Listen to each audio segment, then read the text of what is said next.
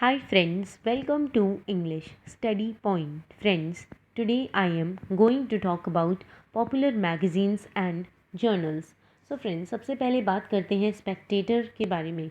So friends, Spectator जो है ये मैगज़ीन थी जिसे पब्लिश किया गया 1711 से लेकर 1714 तक एंड इसको फाउंड किया जोसेफ एडिसन ने और साथ ही साथ रिचर्ड स्टील ने.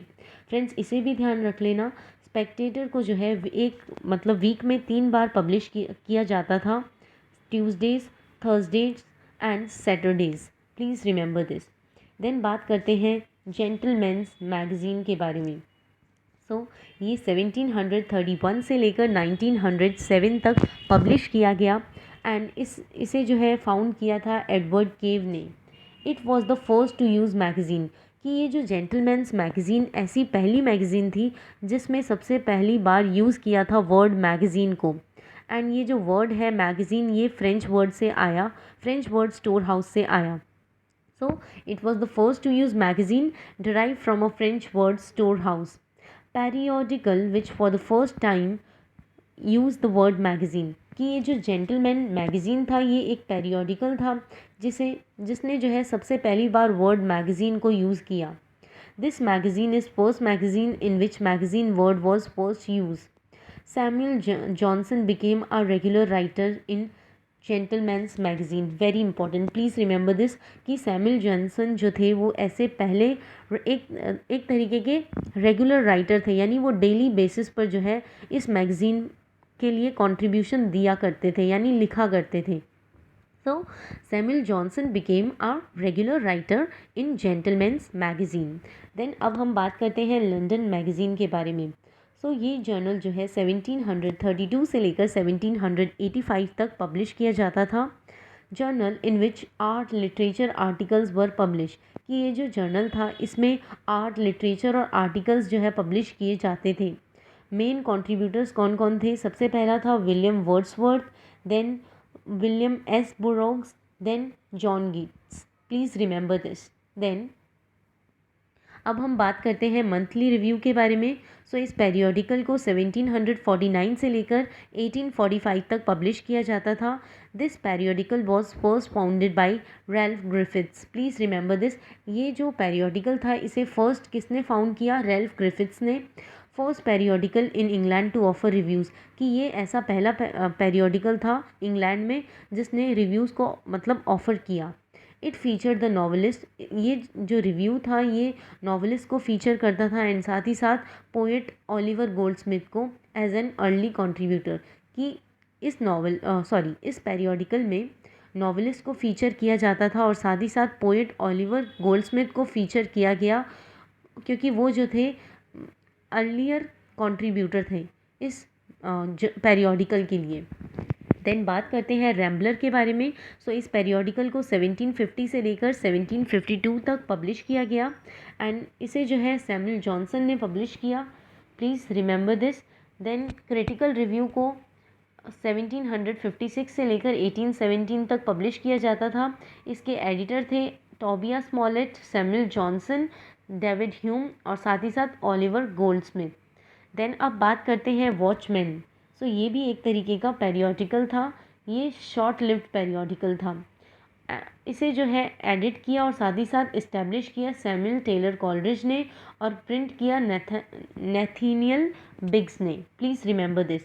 देन 8th वन जो है ये एडिनबर्ग रिव्यू है जिसे 1802 से लेकर 1835 तक पब्लिश किया गया और ये बहुत ज़्यादा इन्फ्लुएंशियल ब्रिटिश मैगज़ीन थी जिसने प्रमोट किया रोमांटिसिज्म को और साथ ही साथ विग्स के पॉलिटिकल आइडियाज़ को. और इस रिव्यू में किस किस ने अपना कंट्रीब्यूशन दिया? ले हंट ने, वॉल्टर स्कॉट ने, बर्ट्रैंड रूशल ने associated with Edinburgh Review. Then बात करते हैं एग्जामिनर के बारे में. इसे 1808 से लेकर 1886 तक पब्लिश किया जाता था. ये क्या था? एक तरीके का वीकली पेपर था जिसे फाउंड किया ले ने और साथ ही साथ जॉन हंट ने. ये दोनों ब्रदर्स थे एंड इसके कंट्रीब्यूटर्स कौन कौन थे? Lord Byron, T B. Shelley, John Keats, William Hazlitt. Then अब हम और साथ ही साथ जो है William Makepeace Thackeray, Charles Dickens और जॉन स्टुअर्ट मिल ने जो है यूटिलिटेरियन प्रिंसिपल्स को बताया था इस रिव्यू के अंदर। देन अब बात करते हैं क्वार्टरली रिव्यू के बारे में। इस क्वार्टरली रिव्यू को 1809 में पब्लिश किया जॉन मुरे ने, एंड ये जो था famous article published in 1817 bye John Wilson croaker, कि इस रिव्यू में जो है फेमस आर्टिकल पब्लिश किया गया 1817 में जॉन विल्सन क्रोकर द्वारा, जिसने अटैक किया जॉन कीट्स को in a review of Endymion, then called him to belong to Cockney school of poetry, कि इन्होंने जो है अटैक करके जॉन कीट्स को जो है कॉकने स्कूल ऑफ पोएट्री के अंदर रख दिया।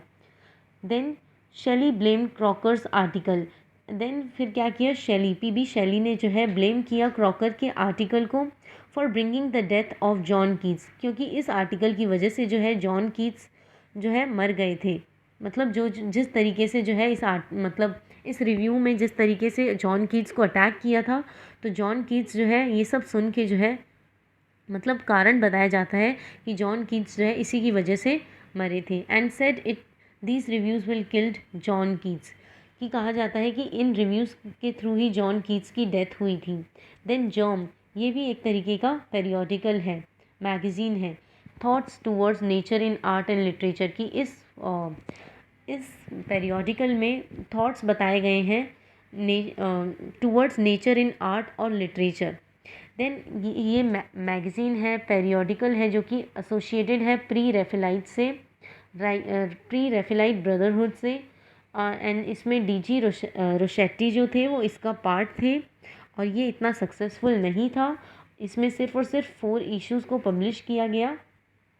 Germ renounced art and poetry being thoughts towards nature conducted principally by artists। so friends, ये फेमस कोट है, प्लीज़ ध्यान रखना इसको, क्योंकि ये भी पूछा जाता है कि ये किसमें, कौन से पेरियोडिकल में इस कोट को जो है बताया गया है। देन अब बात करते हैं एटलांटिक। ये अमेरिकन मैगज़ीन है जिसे फाउंड किया था 1857 में बॉस्टन में। The magazine published leading writers, की इस मैगज़ीन में जो है लीडिंग राइटर्स के वर्क्स को पब्लिश किया जाता था, और साथ ही साथ कमेंट्री दी जाती थी अबॉलिशन, एजुकेशन एंड साथ ही साथ पॉलिटिकल अफेयर्स के बारे में। देन हम बात करते हैं इस मैगज़ीन के फाउंडर्स कौन कौन थे। फ्रांसिस एच अंडरवुड और साथ ही साथ James Russell Lowell. And prominent writers कौन कौन थे। रेल्फ वेल्डो इमर्सन, हेनरी वर्ड्स लॉन्गफेलो एंड साथ ही साथ Harriet Beecher Stowe. Then all the year round, ये एक तरीके का विक्टोरियन पेरियोडिकल था जिसे पब्लिश किया जाता था वीकली बेसिस पे, और इसे फाउंड और ओन किया चार्ल्स डिकेंस ने 1859 से लेकर 1895 तक। देन इंग्लिश रिव्यू, ये एक तरीके की पॉपुलर लिटरेरी मैगज़ीन थी जिसे पब्लिश किया गया 1908 से लेकर 1937 तक, एंड इसे फाउंड किया फॉर्ड मेडॉक्स फॉर्ड ने। रीज़न क्या था। In a rage that there was no place in England to print a poem of Thomas Hardy. Reason ये था कि इंग्लैंड में जो है अब जगह नहीं बची थी कि वो लोग जो है थॉमस हार्डी की पोएम्स को प्रिंट करें।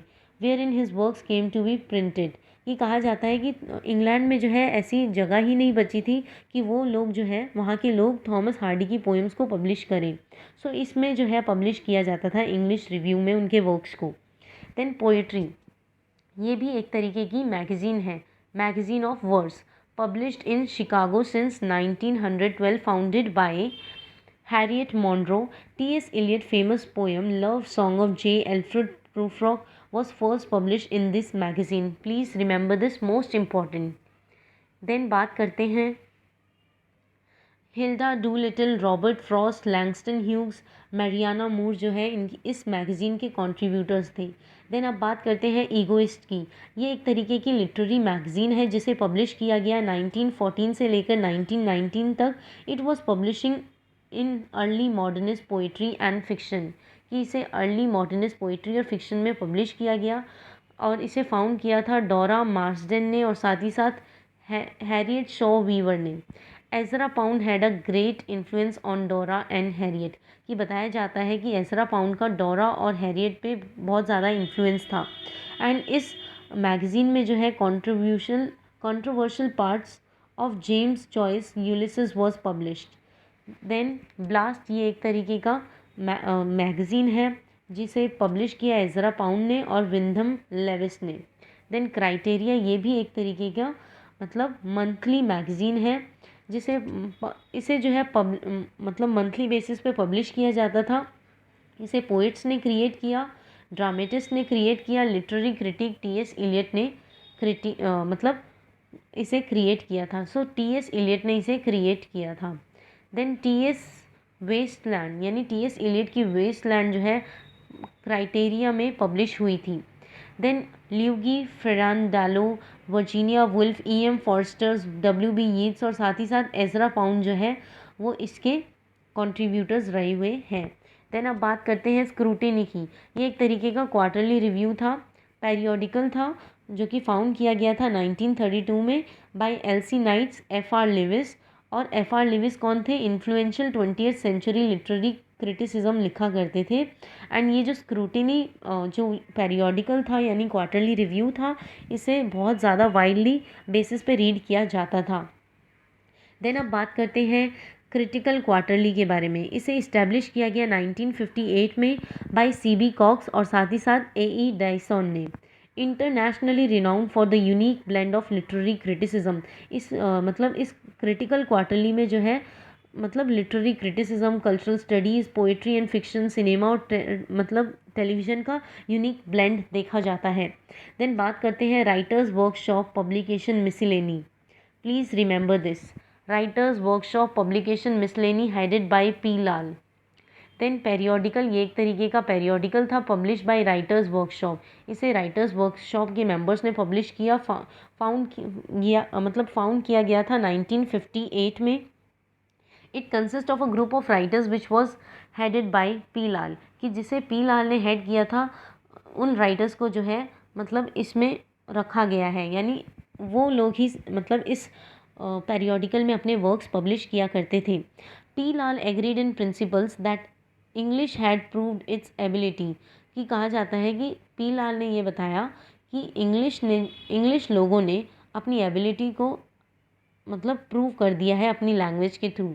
English should play a creative role in Indian literature, की बताया गया कि इंग्लिश जो है क्रिएटिव रोल प्ले करती है इंडियन लिटरेचर में थ्रू ओरिजिनल राइटिंग और ट्रांसलेशन के साथ।